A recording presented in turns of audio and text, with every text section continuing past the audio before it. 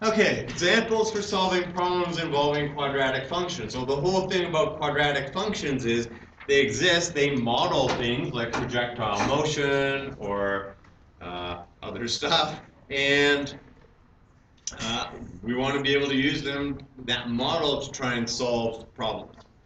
Sometimes you just need to draw a good picture.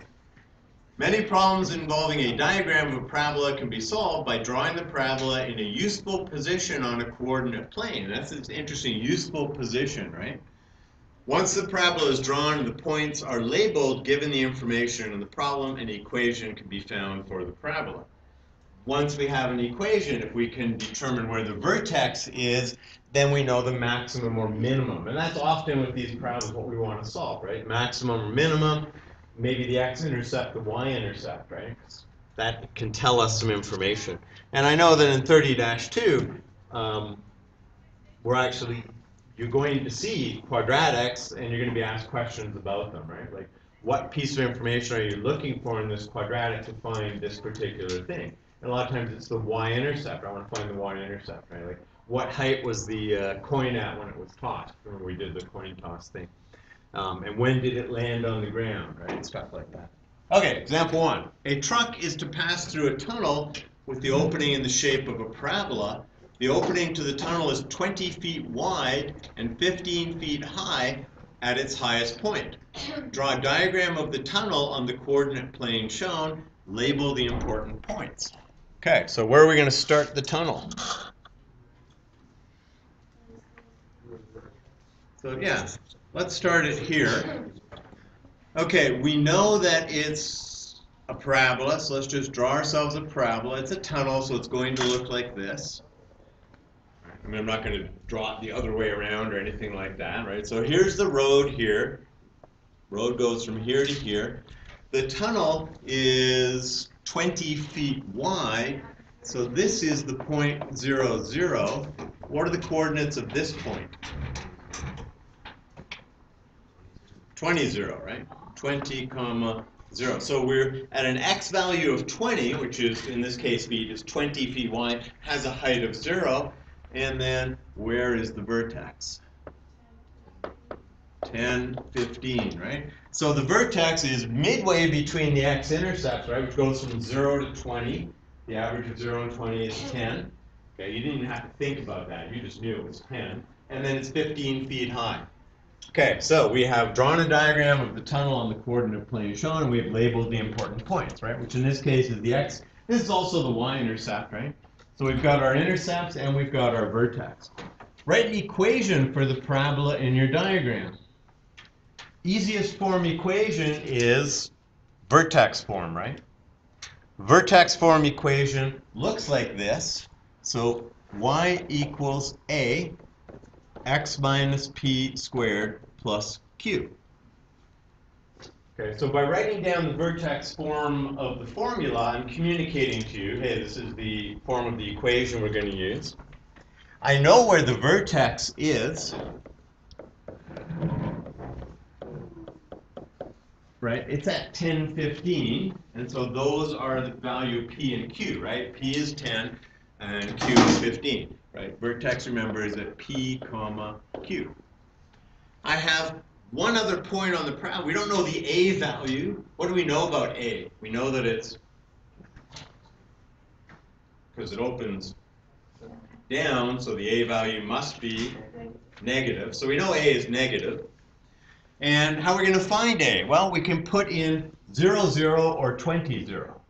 I'm going to put in 20, 0 so I don't end up with a negative here, right? If I put x as 20, either I get negative 10, 0 minus 10 is negative 10, or I put in 20, 20 minus 10 is positive 10. If I square positive 10, I'm not going to make any mistakes. If you square negative 10 and you don't enter into your calculator properly.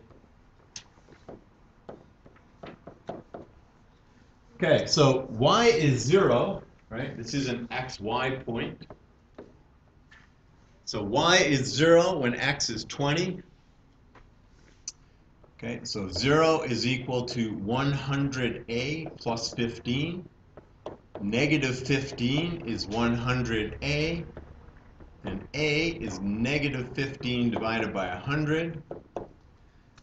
Now, if we reduce that fraction, so in your calculator you can go 15 divided by 100, math, enter, enter, right? And what that'll do is give you back a fraction, okay, which is what, -3/20. So the equation we want then, we go back to here, and we say y is equal to -3/20 x minus 10 squared plus 15. So that's the equation of our parabola. Okay, the a value is negative. That matches up with what we're seeing, which is that it opens down, so it has a maximum.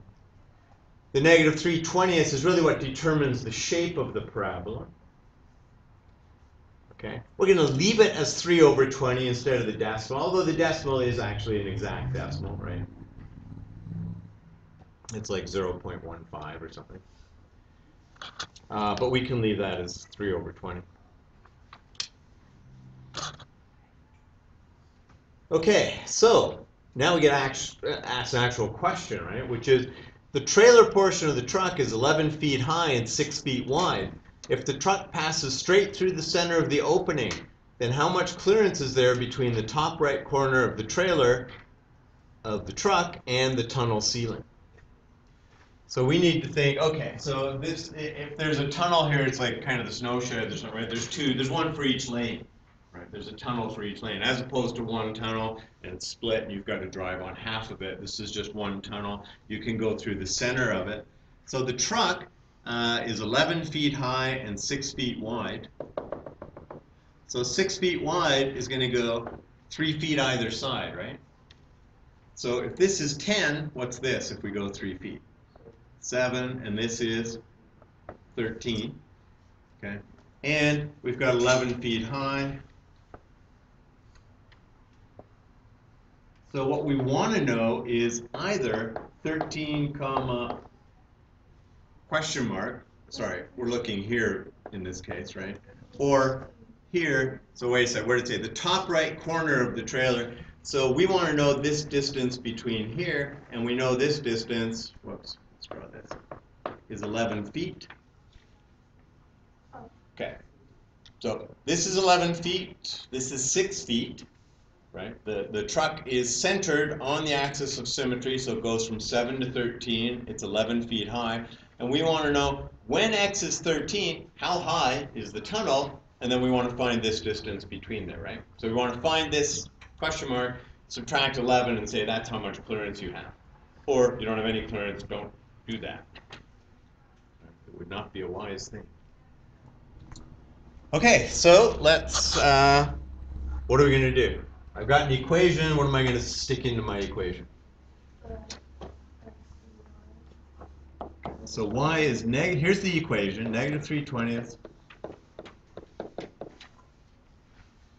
What do I want to put in? What do I want to put in there, and what do I want to figure out?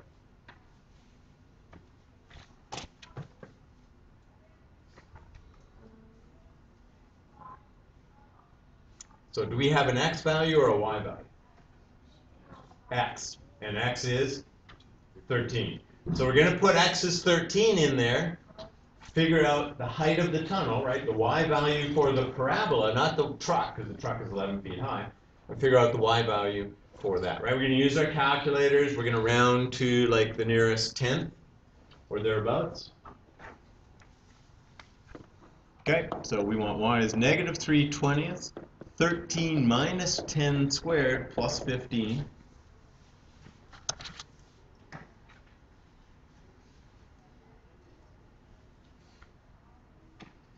And let's go to the hundredths. Okay, if in doubt, go to hundredths.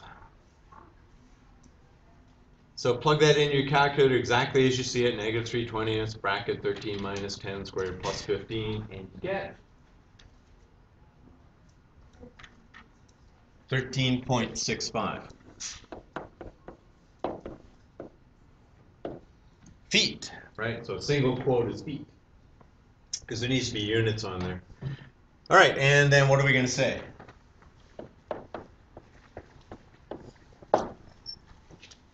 There is blank feet of clearance. So how many feet clearance do we have? Or do we have enough? 2.65, right? Now, notice I didn't show. I mean, you could go over here and just go 13.65 minus 11, right? Go 2.65. Okay. I don't think you necessarily need to show that. You know, it's kind of like nobody should be actually. Well, how did you get that, right? I mean, it's like, okay, you got the 11 in there. You've got a pretty decent diagram in that. You're showing everything. So you're saying when the x value is 13, the y value is 13.65. So that's this point here. So this point is really 13.65.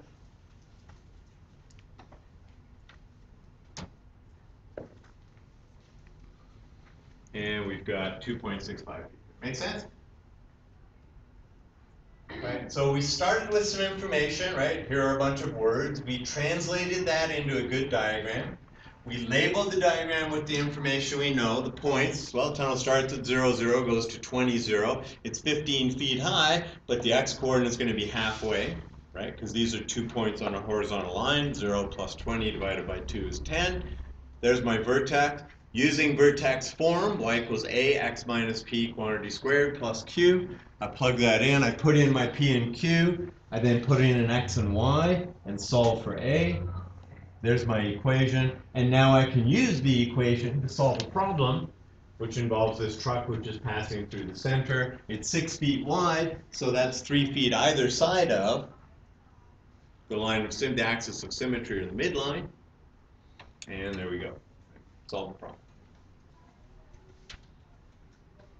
Problems involving gravity.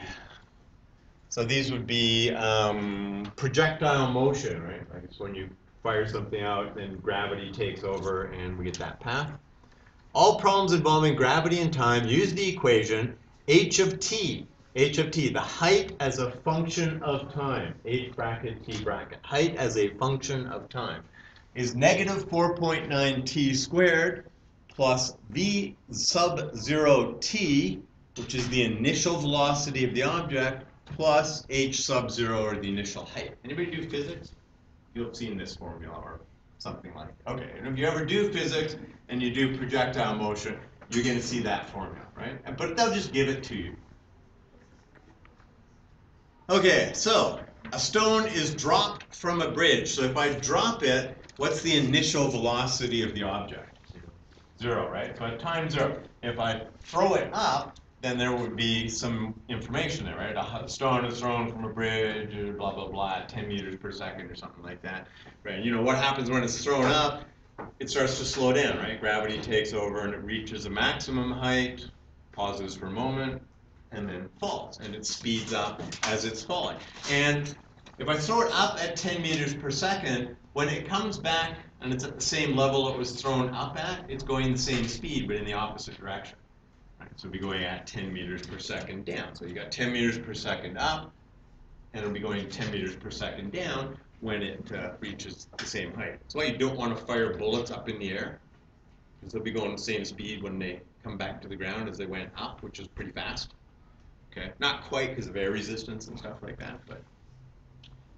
Okay, a stone is dropped from a bridge that is 30 meters high and allowed to fall into the water below, right? So it's plunk. Determine the following. Write an equation relating the height of the stone to the time in the air. Okay, so we want h of t is equal to negative 4.9 t squared. There's no options there, right? Negative 4.9 t squared.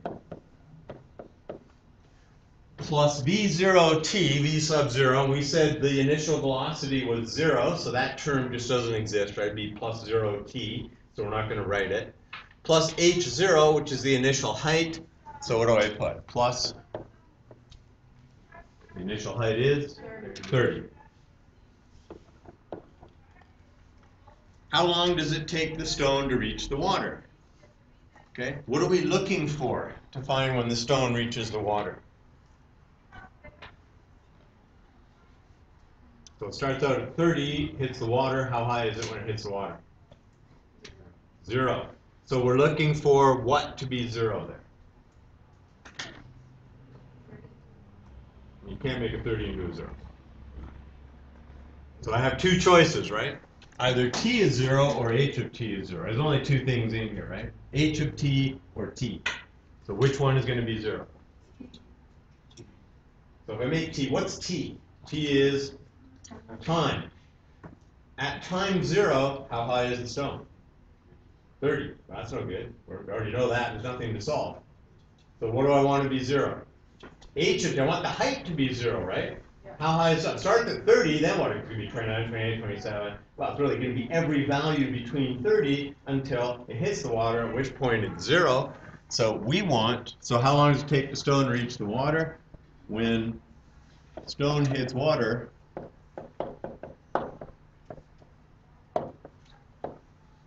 h of t is equal to 0, right? The height will be 0. Okay, so all we got to do is plug in to the equation, right? And we're going to know 0 is equal to negative 4.9 t squared plus 30. And we're going to use our calculator, right? Turn it on, go to y equals negative 4.9. Now we have to use x, not t, right? X squared plus 30. Now I could hit graph, but I could also, well, let's hit graph. So there's parts I'm not interested in, right? I don't care about negative. This is like negative time, so that's no good. And we know that, wait, it started at 30, so let's go to the window. So 0, oh wait a second, what did it say? Where did it hit? So just a little over 2 seconds, right? Okay, so 0 to 3 seconds. You can go by ones, you could go by 0.5. 1 is good enough, right? We just need to see. Y min, well, that's 0, right? Because what are we looking for? We're looking for the time when it hits. So actually, you know what? I'm going to actually put in like y min. I'm going to go say negative 1. Just so that we can see the axis, we can actually see where it's hitting 0. Y max, well, it goes up to 30, so let's go to say 35 by 5s. Right? And just so I can see the whole thing, right? So it's not, you know, cutting bits off. Right, so okay, here we can see that there, and that's the path it follows, and this is what we're interested in, is the 0, right?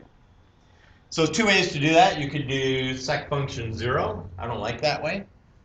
So I go to y equals, and I put in y2 equals 0, regraph. You're not going to see anything different because it's plotting over this line, unless you have one of the color ones. If you have one of the color ones, it'll actually draw a different color line over it, which is kind of nice, but not needed.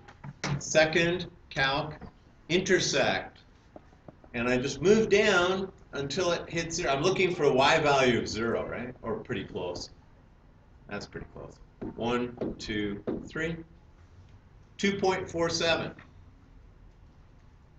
Okay, so rounded to the nearest hundredth, it's 2.47 seconds.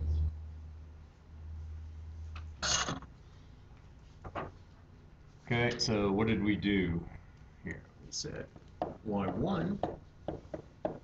So if it said determine, then I would show this.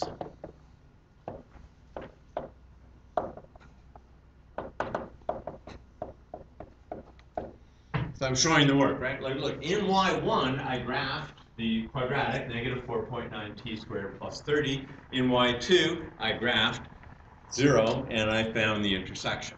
Or you could just say y1 equals this, and use the calculator to find the 0. Okay, and we get x, or t, is equal to 2.47 seconds.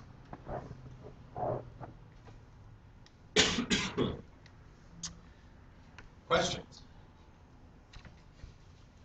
Easy, huh? Right? Until you see it on the test. It's like, what did we do? Okay, so you need to do some homework, seriously, right? You want to be able to have done a bunch of these, so when you hit the test, it's sort of like, oh yeah, I did one like that. I know how to do it. How long is the stone in the air when it's 15 meters above the water? So what are we looking for? What's this say? What do we want to find? Got two things, time or height. How long? Is that a time or is that a height? How long? Oh, time. How high? How long? How long? So what this is saying is what? What is the time when the height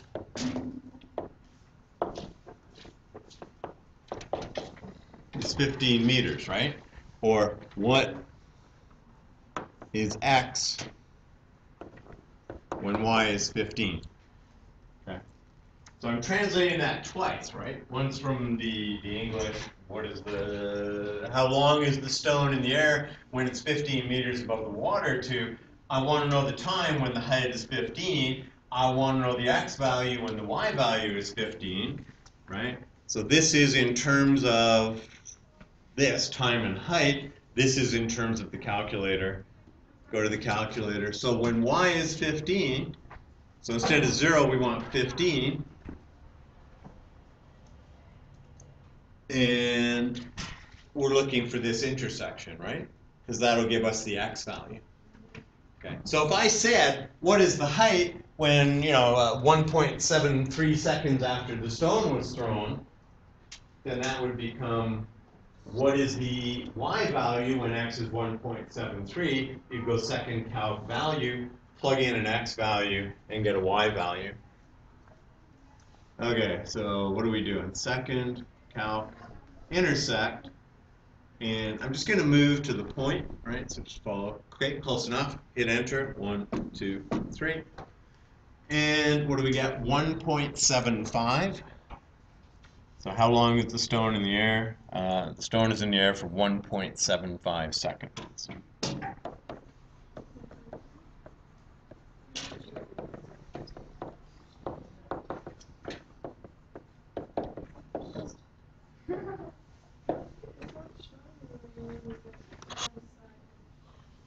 Okay, questions? So the solution method was what? We graphed it in our graphing calculator, right? And then we answered questions based on the graphing calculator.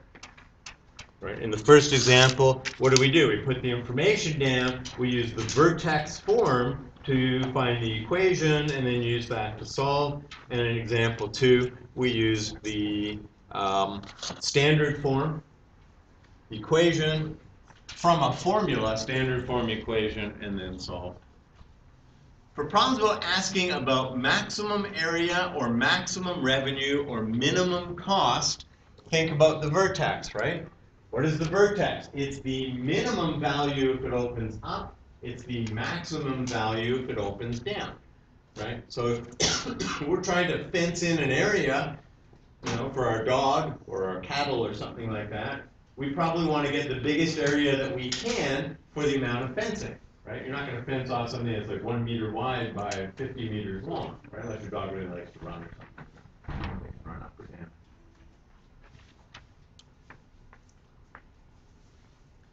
So think about, we're looking for something like this, right? We're looking for a maximum area. So this would be area, and this might be the width, right? Width, right? And this would be the maximum, right? Be W comma A. So when the width is this value, the area is this. We're looking for a max.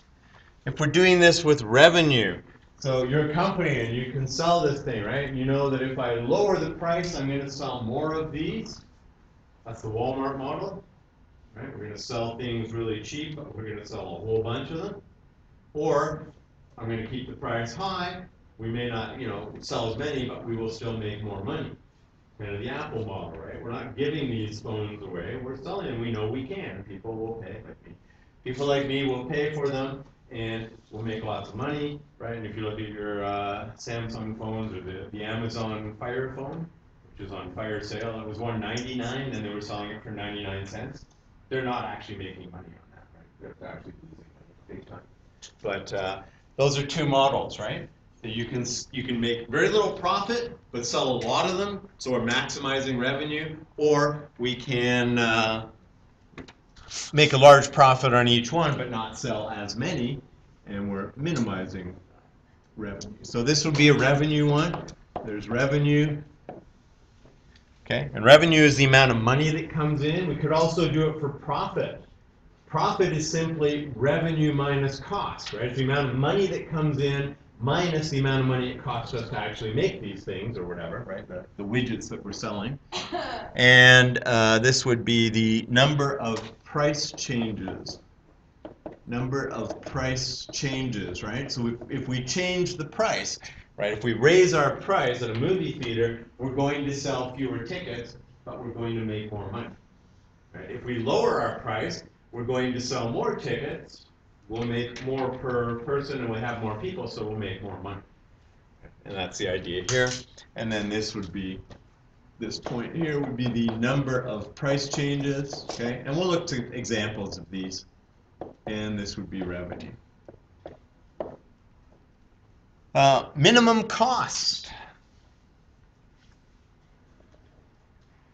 So it's a minimum, it's going to open up, right? The vertex. So you see the word max and min, you want to maximize or minimize something. You know that it's going to be a quadratic. You know that if it's a maximum, it has to open down. You know that if it's a minimum, it has to open up. Okay, and what are we going to have here? This will be cost, perhaps, and this might be the number manufactured. And this point here would be a number with a cost. Okay, and it'll be the minimum. So if you just want to manufacture a few of them, you know it's going to cost a lot of money, right? Because you got to get molds made and all of this stuff. And if you manufacture too many of them, again, it may cost more money. Somewhere there's a sweet spot. Often you will have to build your own equation first, and then you will be able to determine the vertex, right? So we're going to be given some information. We have to use that information to build the equation. Then we can, whatever, plug it into our calculator. We can use algebra. We want to find the vertex. So it's all about the vertex, right? So let's do some problems involving revenue. Painted balloons are sold in packages for a price of $3 per package. At this price, 200 packages are sold every weekend at the farmer's market. Based on a marketing survey, if the price drops by 20 cents per package, then 40 more packages are sold. Determine the price per package that brings in the maximum revenue. Right? So what do we know? We know that at maximum, it opens down, which says our A value is going to be negative. Okay? We don't know what value, but we know it's negative because we know this has to open down, so it has a maximum. Okay, steps to solve. Let x equal the number of price decreases. So one price decrease means the price goes from $2 to how much per package? $1.80. Two price decreases, we're going to go from $2 to $1.60. Three price decreases, we're going to go from $3. We're going to go from $3 to $2.40, right? So if you keep that in mind, okay, so what's revenue? Revenue is the amount of money you bring in. It's the price per item times the number of items sold. So $3, one price decrease, we're going to go to $2.80. So I need an expression here. X is the number of price decreases. What are we going to write in this set of brackets?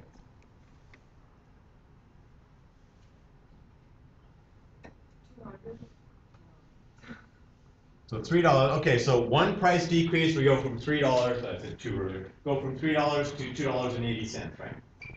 Two price decreases, we go from $3 to $2.60. So how much am I subtracting each time? 20 cents. So what are we going to write? Minus 0.20x. Okay. Now, you try that on for size, right? I want to, does this fit, right? Before I buy it, I want to try it on, make sure it fits. I put a 1 in there, I get 3 minus 0.2, which is 2.8. I put a 2 in here, I get 3 minus 0.4, which is 2.6. I put a 3 in here, I get 3 minus 0.6, which is 2.4, which matches up with what I think it should be, right? Okay, so ignoring algebra and all that for a minute, if I start at $3 and I drop by 20 cents, I'm at $2.80. If I drop it by 2 decreases, 40 cents, I'm at $2.60. So your expression needs to match up with what you know to be the actual value, right? Make sense? Okay, before you go on. Otherwise, all you're doing is solving the wrong problem, which is not necessarily going to get you a lot of credit. Okay, at the $3 price, I sell 200 packages. If the price drops, then I sell 40 more packages. So if I do one price drop, how many packages will I sell? 240. 2 price drops, I'll sell 280. What goes in here? Price drop is X. So you just got to think, okay, what am I going to do? Plus 40X, right? Make sense? I don't know. It's a pair of pants, man. I'm going to try it on for size. Put X as 1 in there. I get 200 plus 40 is 240. Seems reasonable. Put X as 2 in there. If I drop the price twice, I'm going to sell 44. I'm going to sell 80 more. 200 plus 40 times 2 is 280. So it fits, right? This is the expression for the revenue. I'm dropping my price. How many price decreases, right? Number of price decreases. Well, 1 price decrease takes me down by 20 cents. 2 by 2 times 20. If I do that, I go up with the number of packages I sell. Okay, make sense? Multiply it out.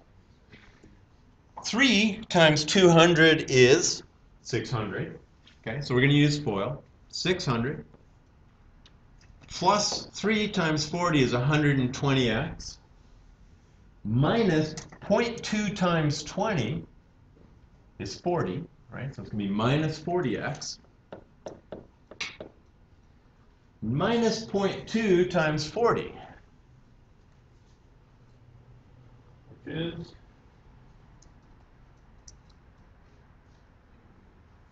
I know it. Wait for something to say.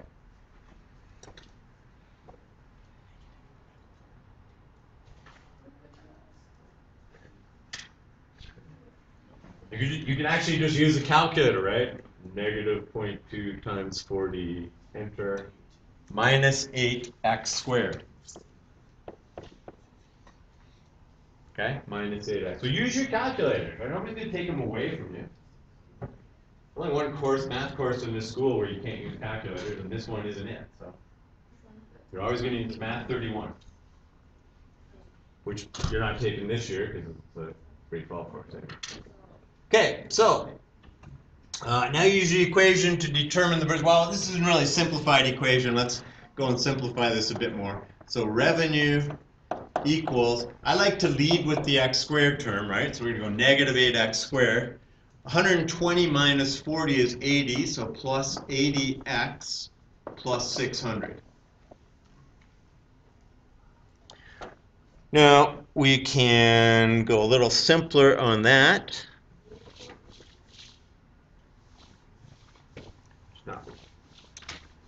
No, actually, no, we're going to leave that, right? That's the expression for revenue, okay?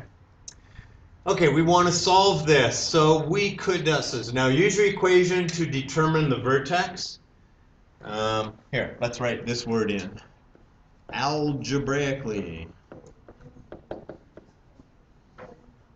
Use your equation to algebraically determine the vertex, which we know is a maximum because it opens down, which will indicate the maximum revenue that can be achieved, and then determine the price per package. Okay, we'll worry about that in a minute. So right now we got to find the vertex algebraically, okay? So what are we going to do? We're going to start off with, okay, here's my equation. Revenue is equal to negative 8x squared plus 80x plus 600. Say, okay, how can I get the vertex? Well, what ways do we have? I could factor this. It doesn't really look easy to factor though, does it? So let's say I don't want to factor this, right?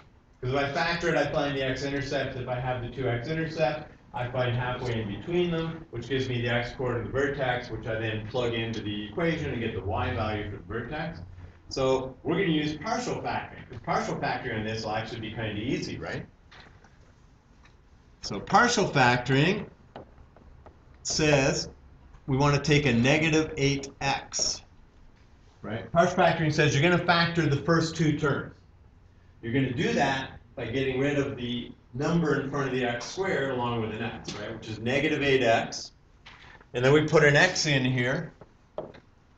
And we take 80 divided by negative 8, which is negative 10. So luckily the numbers worked out nicely. Plus 600. Okay, so remember partial factoring. If you don't, you have to go back and do some, especially before Thursday. Right? So there will be partial factoring on the test. And partial factoring says that when x is 0, so when x equals 0, then the revenue is how much?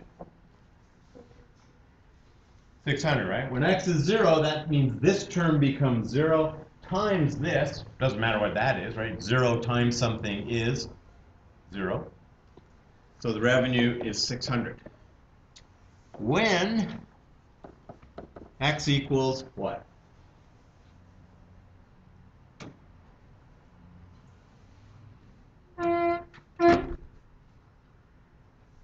Remember partial factoring?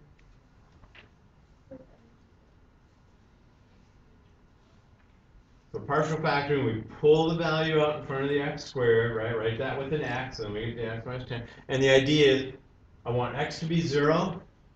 I want this expression to be 0. So 0 makes this 0. What else makes this whole thing 0? When x is 10. Then the revenue is 600.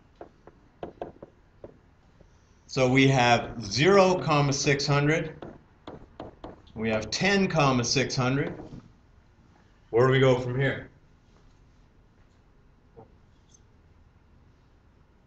When we have 2 points on a horizontal line, where's the axis of symmetry? In the middle. In the middle of them, right? So axis of symmetry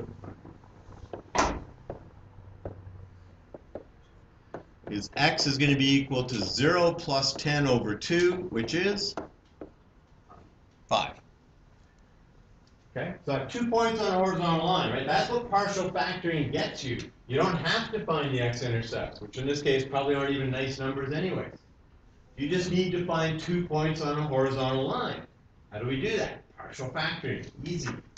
When I have these 2 points on the horizontal line, I know the axis of symmetry is right halfway between them, right? So I just average the x value. 0 plus 10 divided by 2 is 5. What do we do with the 5? We plug it into the equation, right? Then we'll get the y value. Okay, so revenue is equal to negative 8 times 5 squared plus 80 times 5 plus 600. How much detail do you want to see? 5 squared is 25 times 8 is 200, so it's negative 200 plus 400 plus 600, which is 800. I think, remember, your job is to make sure that this comes out good. That's right. So the vertex, where's the vertex? 5, 800. Okay, so it's got an x value of 5, a y value of 800. What that says, what's x? X is the number of price drops, right? So it says, when you have made 5 price drops, you're going to have a maximum revenue of $800, right? Making 5 price drops. Okay, so where it says, then determine the price per package. Okay, so this is 5 price drops,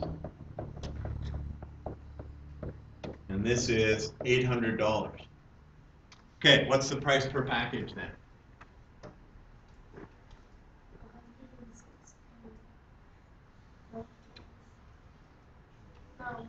What's the price? It started out at $3. We made 5 price drops. How much was each drop?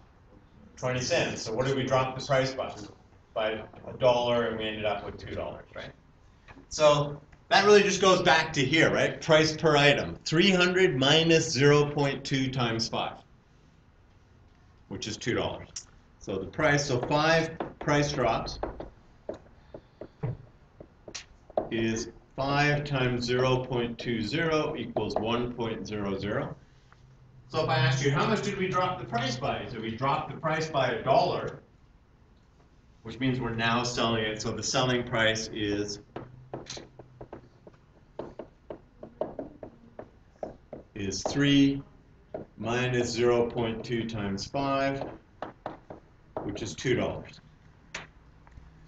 So when we sell the painted balloons for $2 a package, we are going to sell how many of them? Well, 200 plus, well, 5 price drops means 40 for each price drop, right? 5 price drops will be 200 more. So the number of items sold will be 200 plus 40 times 5, which is 200 plus 200, or 400 of them at $2 a piece. 400 at $2 a piece is a total of 800. So which will indicate the maximum revenue, then determine the price per package. Okay, so let's just summarize it down here. We will sell 400 packages at $2 per package for revenue of $800.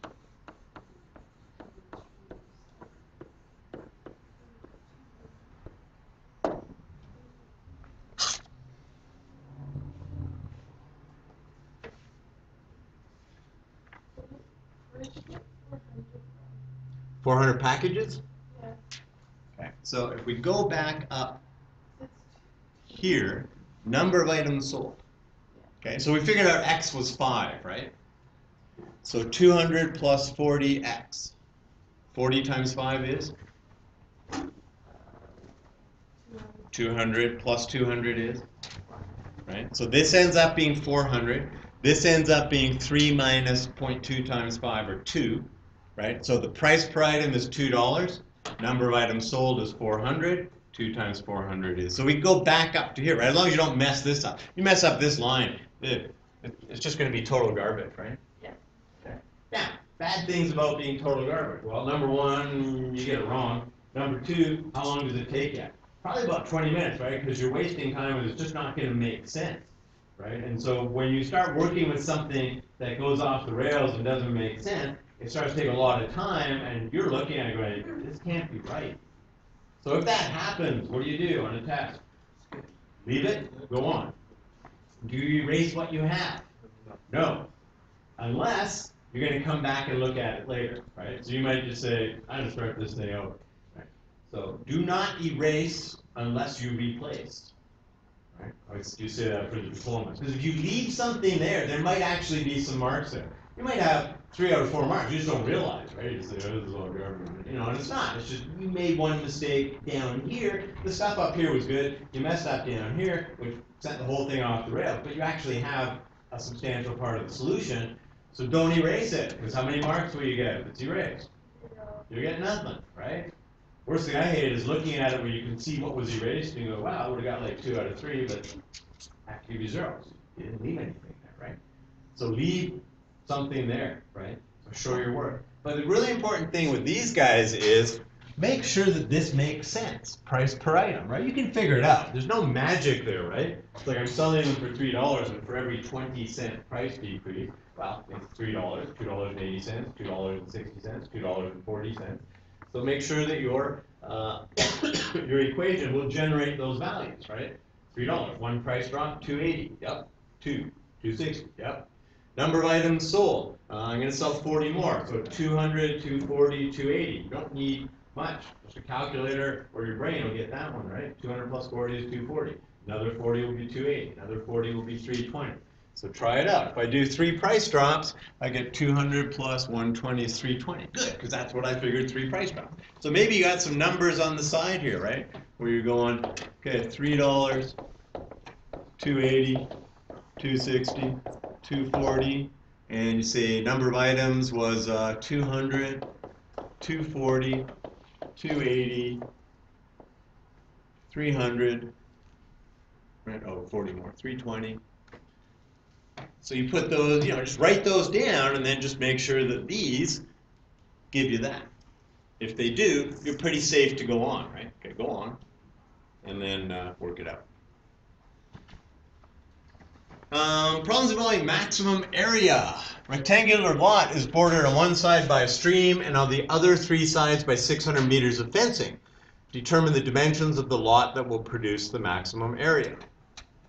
Okay, so we want to fence the largest area that we can, right? You don't want to fence the smallest area unless no, you don't want to do that. Sketch the lot using L for the length and W for the width. Okay, so we got a lot. ordered on 3 sides, and then here's the stream. Right? Stream. Okay, so draw a picture. This is why you need to do your homework, right? You could probably draw better pictures. But you do your homework so that you see all these different types of problems, right? And you get to try and solve them. And if you can't solve it, you can come in and ask about it. Hey, how do I do this particular type of problem? Right? We got like a ton of time today because of Wise time as well. So, you know, lots of time to work on these questions. And then really, I think we're kind of pretty much done stuff. So tomorrow really is just textbook on these same kinds of questions, okay? And then Wednesday is review and Thursday is test. Okay, so lots of time to work on stuff. Sketch lot using L for the length and W for the width. So what's this? This is a W or an L? Well, W. This is a W or an L? This is a W or an L? L. Oh, sorry. No, get the L out of there. It doesn't matter, okay? Just make sure that you label your diagram, right? So if you're using length where I'm using width, it doesn't matter, okay? Because what do we have to find, right? Determine the dimensions of the lot. So, you know, somebody's going to say it should be like 20 meters by 30 meters. Somebody else say 30 meters by 20 meters. Is there any difference there? No, okay? So show me a labeled diagram because your equation depends on it. All right, but I'm using W because I think that's the width and that's the length. Perimeter. Perimeter is the distance around. So what can we say about the perimeter? What have I got? This, this, this. What do I do with these 3 guys? You sure? I want perimeter. What's perimeter? Add them. Okay, so how many W's do we have? 2 W's. And how many L's do we have? 1. Okay, now if you label it the other way, you'll have 2 L's, 1 W. Okay, doesn't matter.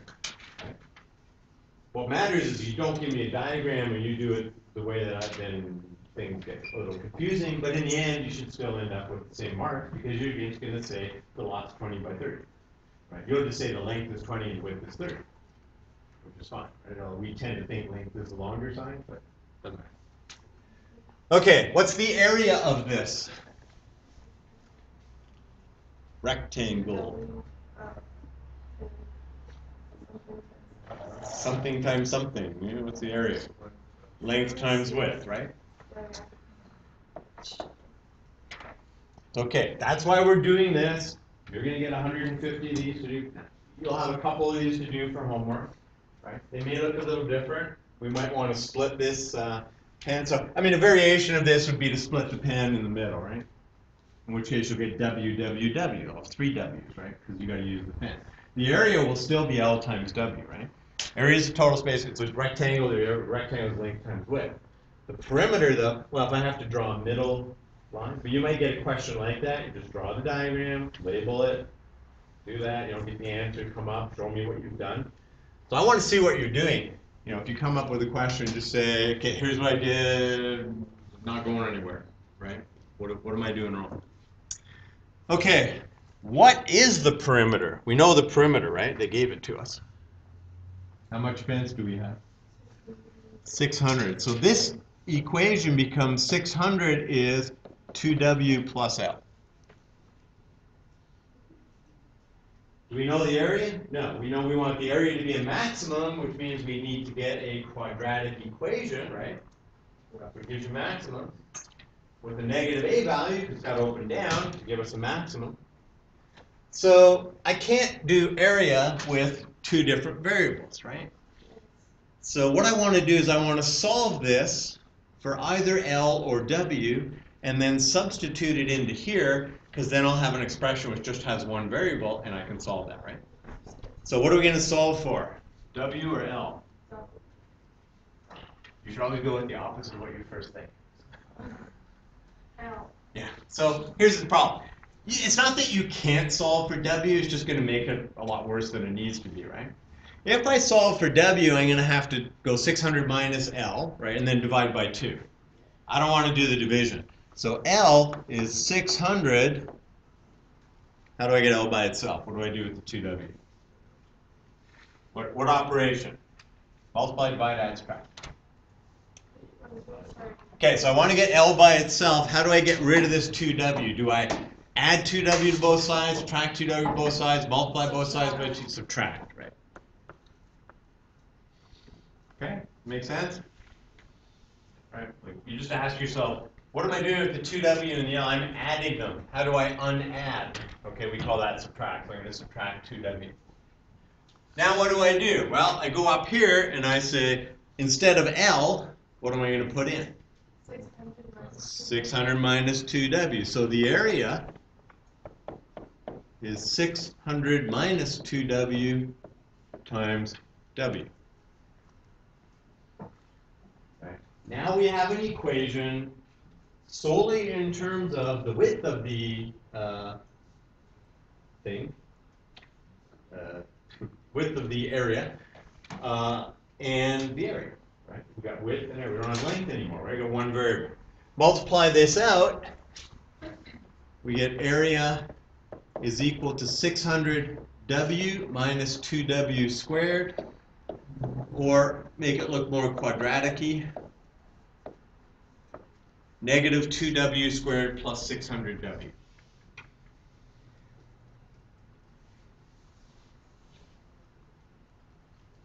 So let me just repeat that down here. Area is negative 2w squared plus 600w.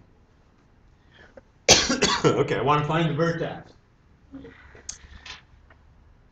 What's the easiest way to do that? I've got a sheet.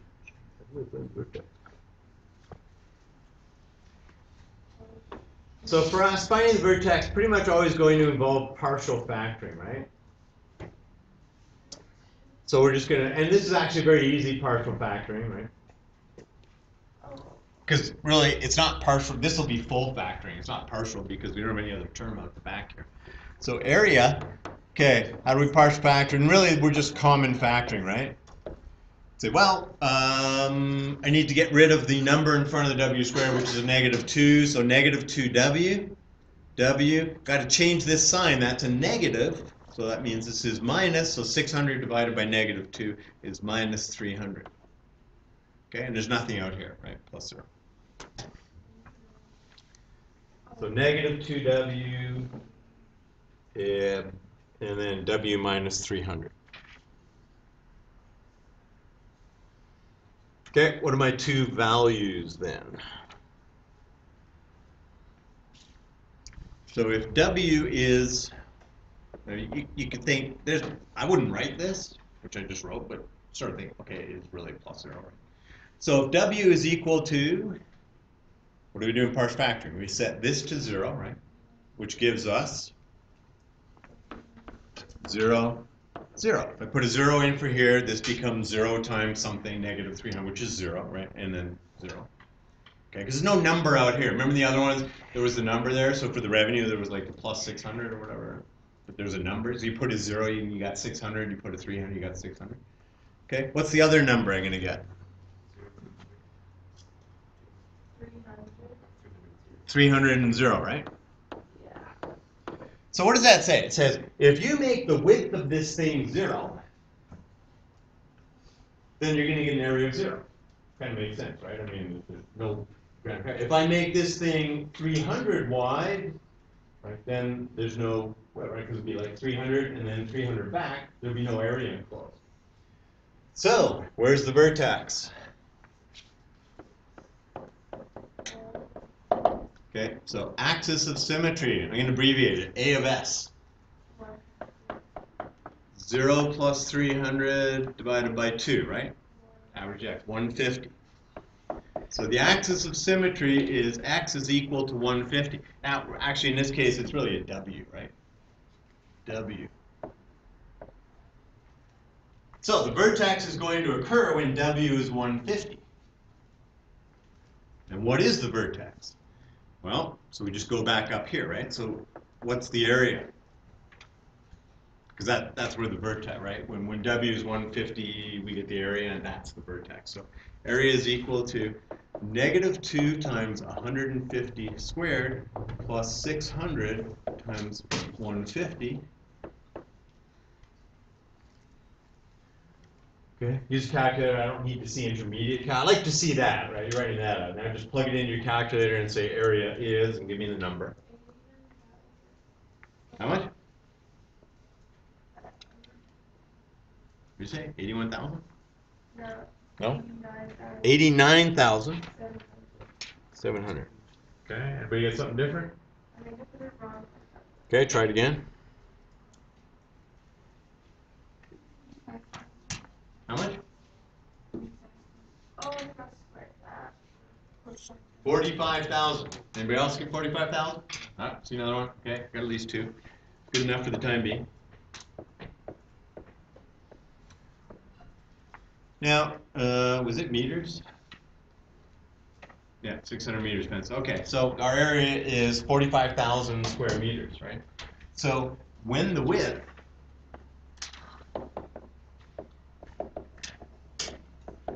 is 150 meters, the area is 45,000 square meters, right? So the vertex is at 150, 45,000, right? And that's the maximum. Remember, the vertex is max because it opens down, right? We got that negative 2w squared, right? So we know, hey, this thing opens down. And the vertex is at 150, comma 45,000. You can also find that by graphing negative 2w squared plus 600w, right? You plug that in your calculator, set an appropriate window. It's going to be a little bit tough, right? Because you don't know what width to go with. Right? You could say from 0 to 300, right? Because you know the width has to be from 0 to 300. So I got 300 meters of fencing, so I can put none and have a length of 300, or I can put 300 and have a width.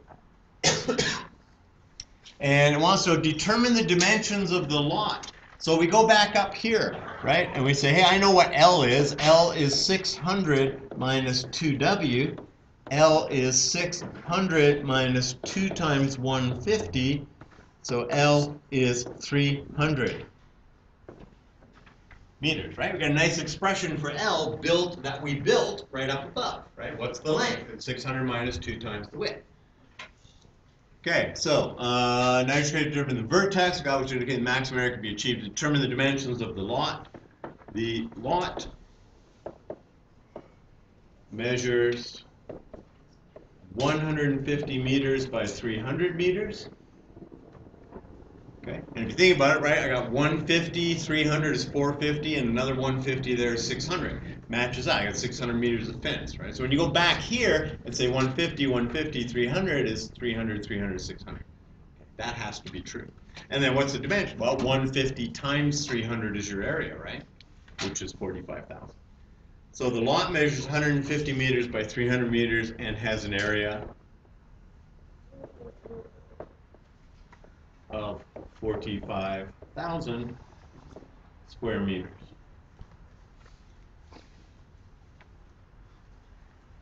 Now it's all up to you. I've done my part. Yeah, questions? So for instead of 1,000? yeah, that, I got a different answer. Okay. And I punched it in the question. I punched in the equation, right? So I don't know how. Okay, so we graph? Here, let's go graph.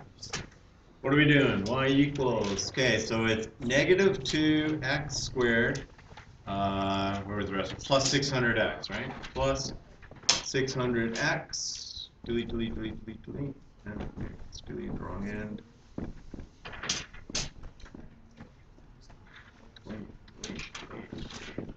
Okay, plus 600x. I don't want this. Okay, negative 2x squared plus 600x, right? Window. I don't know much, but I do know it's going to go from 0 to, let's say, 300. 300. 300. Let's go by 50s. Areas goes from 0 to, I don't know. So I can pick a number like 10,000 by 1,000. Graph. Oh, okay, obviously I'm a little low on here, right? So what I could do then is go into the table and start looking to say, well, how high does this get? Right, 10, 11, 12. I'm going to gonna have to go for a while, so let's just go back to the window. Set max. Let's go 25,000. Graph. Okay, too small. Right? You could play with it a while. 50,000. The problem with doing it on the calculator, right, is to play with it to actually find the proper window is going to take a while. Okay, that's good. Right? I mean, I did that because we already know the answer is 45,000. So if I find the coordinates of the vertex, second calc intersects, well, it's like, yeah, it's pretty darn close, isn't it? So I got to go left. So I got to go a little bit below. Got to go to the right. So I got to go over the top and a little bit down. And I need a guess, so go up to the top and enter. Oh, I didn't intersect. I don't want intersect. I want maximum. Number 4, max. Okay, go a little bit to the left. A little bit to the right. A little bit to the middle. 150, 45,000. Okay, so I come look at what you did, but that's just verification, right? But it was easier to do it algebraically than it would be to do it graphically because, you know, you don't know where it is.